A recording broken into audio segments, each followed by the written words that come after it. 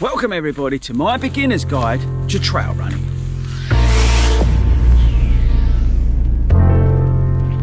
Good morning and welcome to Broxbourne Woods.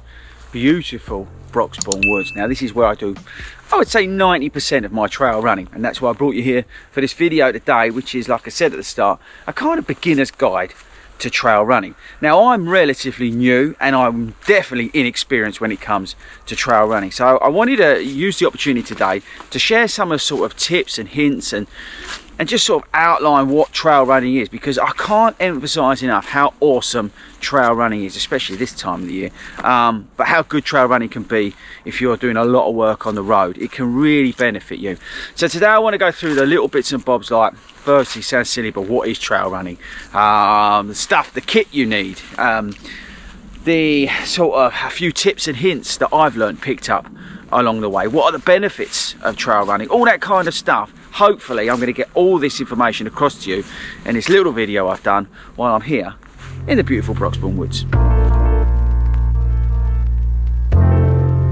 So what is trail running? Well, basically trail running is running off-road, and it could be forest trails like this. It could be, let's just run back up here, more sort of like gravelly surfaces or compacted surfaces like that, but maybe on a forest path. It could be a single track path, it could be a bridle way, it could be along a beach, you know, along like the cliffs where you've got the trails along there. Basically anything that's off-road and you're running along it is classed as trail running. They do tend to, just a heads up, be uneven, slippery sometimes in the winter. You've got tree roots and rocks and all that kind of stuff, and like if you've seen the video when we ran up Snowdon, dirty great big rocks, water, all that kind of stuff. So basically trail running is pretty much anything off-road. So what makes trail running so awesome, and why am I recommending it to you? Well, firstly, the scenery. Check this out. I mean, look, you could be anywhere. It's absolutely stunning, and you can feel, sounds funny to feel the fresh air coming off of these trees. It is stunning. The scenery, the wildlife, the stuff you get to see while out trail running, while you're off those damn roads and you're not having to worry about cars or anything like that. It's mind-blowing, some of the stuff you see, like when we ran up Snowdon. It's just epic, and that's the thing with trail running. I think the biggest thing is definitely the scenery. Another good thing to think about with trail running is that actually you're running on softer surfaces, so like down here it's like moss and stuff. So it's like less impact on your knees, less impact on your joints. So if you're someone who suffers with, like, you know, the high impact of running on the road, and actually continually running on the road all the time is never good for you anyway. So getting up here somewhere like this where the surfaces are softer, like I'm just looking over there at that mud path, you know, it's gonna be less impact on your joints. So that's a real positive as well. The other massive positive about trail running, and that's one of the main reasons why I do it, and I try and encourage people like you who may be watching this video, is the strength and conditioning benefits of it. You're using muscles that you wouldn't necessarily use while you're hitting the road. So you're going to be pretty much running on uneven ground most of the time, and you're using and strengthening those muscles around the ankles, you know, the muscles that control your pronation. You're strengthening, you're working those. You're going to be doing different elevations, so you're going to be going up and down hills, so you're going to be working your muscles maybe in a slightly different way. So you're taking it off of the sort of normal road pounding that you're getting, that you're using your muscles, and you're working in a totally different way. The inclines are usually, you know, gradual, and then you'll hit a big steep one, and then it'll come down like just out there. You won't be able to see it, but it goes down and then goes up. You know, so you're getting downhill. You know, you're working like your quads, and then you're going uphill, and then you're working your calf muscles and your glutes, and I don't know. And as I said, around the ankle area where you're strengthening those muscles around your feet, it's really beneficial, trail running. I can't emphasize it enough in terms of strength and conditioning, but changing up, if you're doing a lot of road work, you know, to come up here and use your muscles in different ways, it's so awesome. So my last sort of what's so awesome about trail running is the less emphasis on pace. You know, when you're trail running, right, like just to give you an example, you're going, sorry to keep moving the camera around, but you're going up and down over bridges, right? You're changing direction. You've got to worry about tripping over tree trunks and going over rocks and through rivers. you know, pace goes out the window. So like if you run a, I don't know, 30-minute 5k, let's keep it simple. You know, chances are you'll probably do that 5k in about 45 minutes if you're in the trails. It doesn't matter, and taking that pressure away from you and not worrying about pace, not worrying about distance, it just makes it so much more fun, and you can have so much more of a good time while you're at it, and you're more interested in, you know, what the scenery's like and what's going on around you and all that kind of stuff. And that's what makes trail running so awesome. Okay, so essential kit. There are a few bits of essential kit that you need. Firstly, decent pair of shoes. Now, these are Asics Trabuco 9s, I think they are. But they've got, look, big old set of lugs on them. So today, where it's really muddy and slippery, and after I film this I'm going to go and do this route, you're going to be slipping and sliding all over the place. Now some shoes, and watch my video that I'm going to be putting out about different trail shoes, but you know, you need a pair of shoes that's going to be able to handle what trails you're going to be doing. So like this stuff is, believe it or not, this is relatively mild trails. I would say the most important thing here is about your traction, because it is muddy over here in Broxbourne Woods. But if you're doing rocks or, you know, all that kind of stuff, you need to think about the shoes that you're getting. So trail shoes, spend your money wisely, but I think the more that you invest in your shoes, the more benefit you'll get. Next bit of essential kit for trail running, I would say, is a backpack. Even if you're just doing 5k, because you're off-road, you're away from, let's say, civilization. I remember I did one trail, I didn't see a human being for 2 hours, but if I got stuck I would have been in a problem. So you've got to think about hydration, you've got to think about safety. We'll come on to that a little bit later in the video, but a hydration vest rucksack is, I think, one of the most important bits of kit, because you can put your phone and raincoat and all that sort of stuff in there. So get yourself a decent sort of, yeah, rucksack. Next bit of kit is long socks. Long socks, what's he going on about? Ankle socks, little stones go in them. And if you're running on gravelly surfaces, lucky for me today, I'm not running on gravelly surfaces, I'm running on mud surfaces.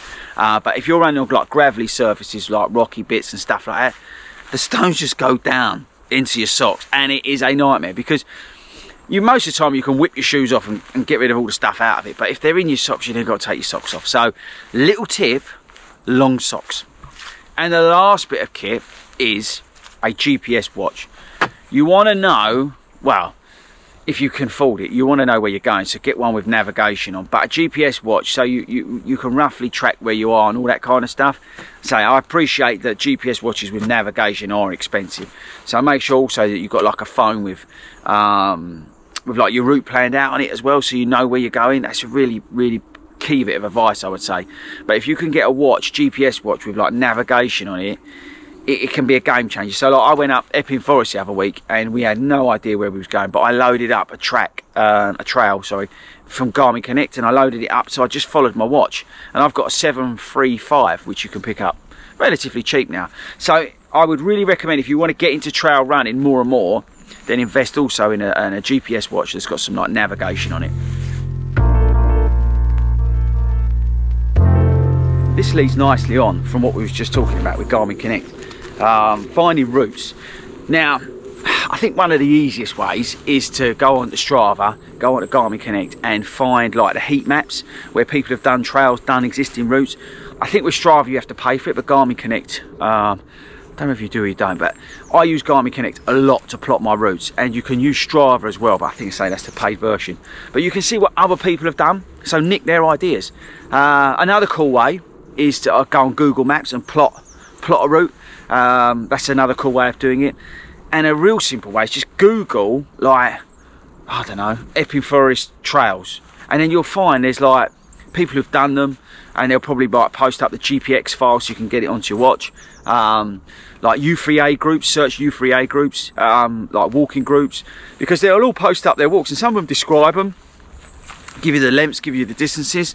Check your local authority websites, like for me, where I live, Lee Valley. Lee Valley have got loads of trail routes and different cycling routes and all that kind of stuff located on their website, and you can nick those and use those, and again you can plot out your routes. If you're really stuck and you want to hit the trails, ask someone, ask other runners. Get into like 40 Runs running community on Facebook and ask some of the runners. There's bound to be someone who lives near you or run a trail near you. Like we found out one about the North Norfolk Coastal Path, which we're going to be doing later in the year. That's a trail. There was another one that somebody recommended that we went out and did. So just by asking people, fellow runners, you'll find out about the trails. But believe me, even if you're in the middle of the city, you know, you'll probably be able to drive an hour max and you'll get into some amazing trails. Yeah, so just get out there and find those trails, but just make sure you know where you're going before you leave the house. So tips, useful information that I can pass on to you. So I think the first thing I've already said is about not worrying about the pace. Expect to be out there longer. Expect to be, you know, going up and down. Expect that it's going to be challenging. But just enjoy it. Take away that pressure of running pace. Take away the pressure of running distance. And just enjoy the scenery. I mean, look at it. It's absolutely stunning, eh? Why would you want to rush running through this? And actually, that is a brilliant lead into this second tip, which is just to stop and soak it in. The amount of times we hurtle past stuff and miss stuff when we're running, it just blows my mind. You know, take a walking break. Walk up the hills. I mean, why not? Why kill yourself going up the hills? Yeah, all right, we want to get better and stuff like that. But, you know, every other hill, just walk it and then do the downhill section. But, you know, soak it up, people. We get one life on this planet. And being in places like this is stunning. So just take a little bit of time and soak up the environment in which you're running in, because trail running, it can really, really change your soul. One tip someone told me was not to look too much at your feet. So if you're going through stuff like this, right, with, you know, logs and stuff like that, if you're looking down too much, you know, your head, your weight is going forward. So yeah, you know, look a little bit at your feet, but try and also concentrate on what's in front of you as well, because, you know, you could end up in right trouble. And I think you see it a lot from like new trail runners, and I class myself as a new trail runner. I do spend too much time looking down, looking at my feet. It's amazing, the human body and the mind and the brain, how it all works, and it tries to keep you upright. So just believe in what you're doing, and don't spend too much time looking at your feet as you're running through stuff. Okay, now this is an important tip. Take your litter home. It drives me nuts when I sit running along and I see people where they've just chucked something in the trails, like around here. Like if you're taking gels and stuff with you. Why would you do that? It makes no sense to me. So please, pretty please, you're coming out to beautiful places like this. You know, don't destroy it with dropping litter and stuff like that. Just please look after stuff like this, because if we look after it, we can keep using it for many years to come. And my last tip, and it's the most important one, people, if you take anything away from this video, is safety. Now, like I said earlier, chances are you're going to be away from civilization. Mentioned it as well. You know, one run I did, I was away for, I didn't see a human being for about 2 hours. You need to be safe. One of the reasons why I said about a backpack as essential kit is because really you should in there take like a mini first aid kit. You know, with some plasters, some safety pins and some antiseptic wipes. You should obviously carry your phone in there, some hydration, maybe a foil blanket. When we went up Snowdon, we all took foil blankets. Take a waterproof jacket with you. It's amazing how much the conditions can change when you're out trail running. 1 minute you can be too hot, next minute you do a bit of elevation, you're freezing cold, and then you hit some rain. Take some, you know, some protection out with you. It sounds funny, but also stick a pair of gloves in, woolly hat or whatever. I don't know what time of year or where you're running, but think about it when you're out there, the fact of if you're in trouble, it may take a while for somebody to get to you, and what you don't want to do is, you know, get hypothermia, or if it's in the summer, vice versa, sunburn and all that kind of stuff. So just protect yourself and use your rucksack, even if you're just going out for 5k, you know, to put some bits in there that will, you know, would take care of you if you did run into trouble. Because, like for example, down here, right, it would take, you know, at least half an hour for an ambulance to get to me, at least. He's got to park, the car park is about 1 kilometre away. He would have to run down here or cycle down here. I don't know whether they'd get a vehicle down here, but to get me, right? The other really important thing is to tell somebody where you're going. Like, don't leave the house and just say to the missus, oh, I'm just off to the trails, bosh, see you later. She don't know where you are. Always tell somebody where you're going if you're doing trails, again, because you're away from maybe the sort of main paths and things like that. You could take a wrong turn and you could get yourself into trouble. So just again, make sure you tell somebody where you're going roughly, or give them the map and tell them where you're going, because it's all part of that safety and looking after each other. And also, you know, adding on to it, just to finish on that, if you're out trail running and you see another trail runner, just check they're okay. Just say, you all right, mate? Something like that. I appreciate that, you know, if you see another lady or whatever and you're a man and that, like, she might be intimidated, so you might not want to do it. But it's always nice to just check that, you know, that they feel okay and you're all right, because you don't know, they could be, you know, could be hobbling back. I'm trying to get to the car. You know, you might be able to offer a bit of assistance. So, yeah, just check on other runners while you're out there on those trails. So that's it. They're my sort of tips, hints, guide to trail running. I hope it was useful. Let me know in the comments if it was useful. As I said at the start, right, I consider myself a complete novice when it comes to trail running. I'm not very good at it. I absolutely love it. I'm not particularly fast at it, but yeah, it's just great. You just feel awesome after you've done it. And it can really change up a training plan. If you're trying to do marathon training, Toby and I do it. We'll do a free cycle. We'll do like 16, 18, 20 miles, and then we'll hit the trails and we'll do like 10 mile or sometimes just 10k on the trails, just to break up the monotony, but also work some of those muscles in a different way. The fresh air is awesome. The scenery is awesome. It can, you know, really help your mind and your mental health coming out to the trails.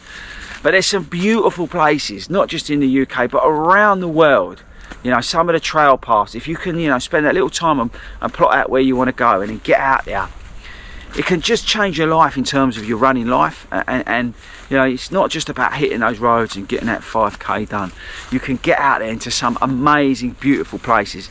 We are so lucky that we are born and we get to, you know, run around in this stuff. You know, Mother Nature's playground. It's just awesome. So there we go, guys. I hope that was useful. I'll catch you later.